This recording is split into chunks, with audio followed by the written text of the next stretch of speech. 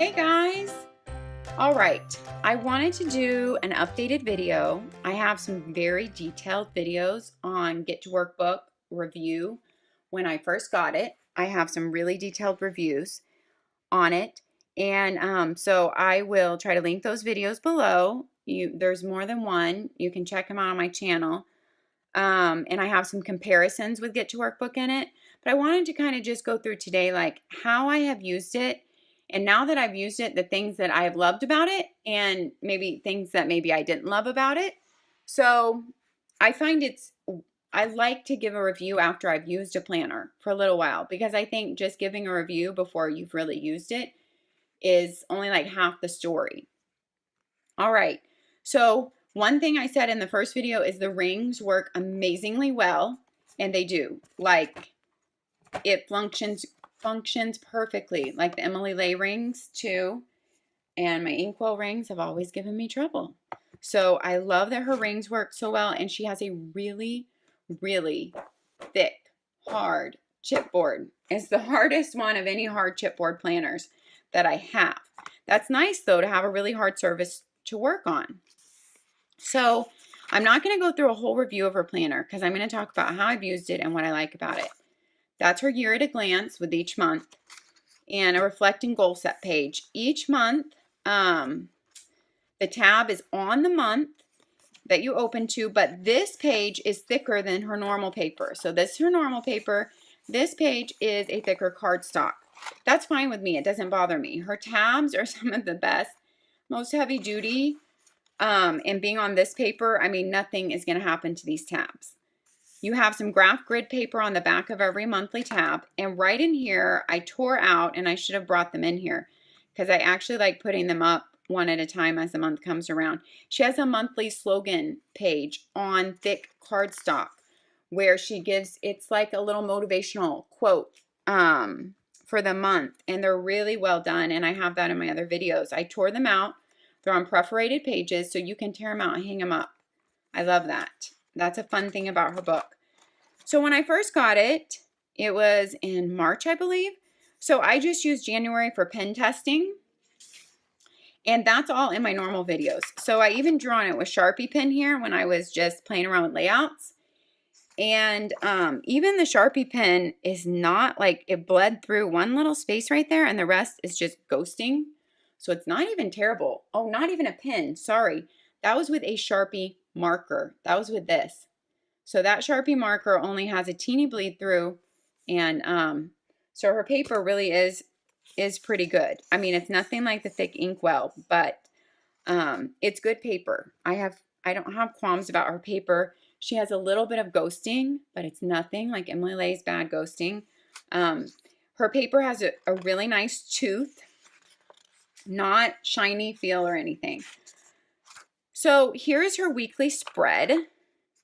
I was just trying out a lot of different things, and I will show you, even when you write with a pretty thick markers in here, these were not Sharpies.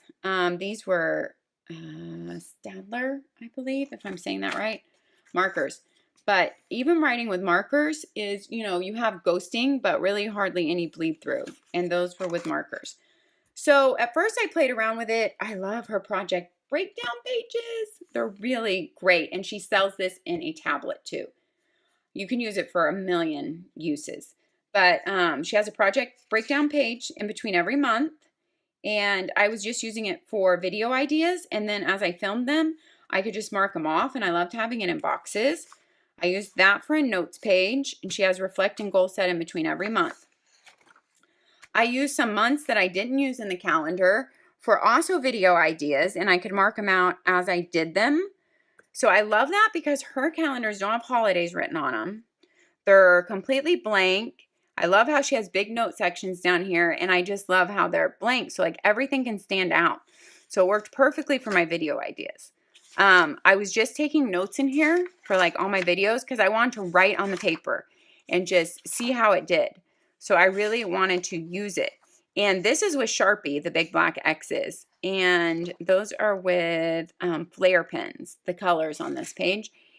And so sure, you can see the Sharpie bleed through, but I would expect that. Inkwell 140 GSM paper is the only thing that a Sharpie doesn't really bleed through. All right, so I was using it for YouTube planning mainly. So, because I love the clean, just undisturbed aspect. But then I was like, you know what? I need to try this out as a planner. Where is my month that I did that? I need to try this out as a planner. So I filled out my real April month and I used it for a few weeks. And let me show you one. Because what I was really not liking in my Inkwell horizontal, which is what I was using at the time when I was given this to review, I was using my Inkwell horizontal. I was not loving that I had to keep my weekly to-do list in a completely separate notebook. I was keeping in my Leuchtturm 1917 journal because there wasn't room on the Inkwell horizontal pages for my weekly to-do lists of like items that you don't know where they're going to go or if you're going to get them done that week, but you need them there in front of you. So I would have to go between looking at my Leuchtturm and looking at my planner.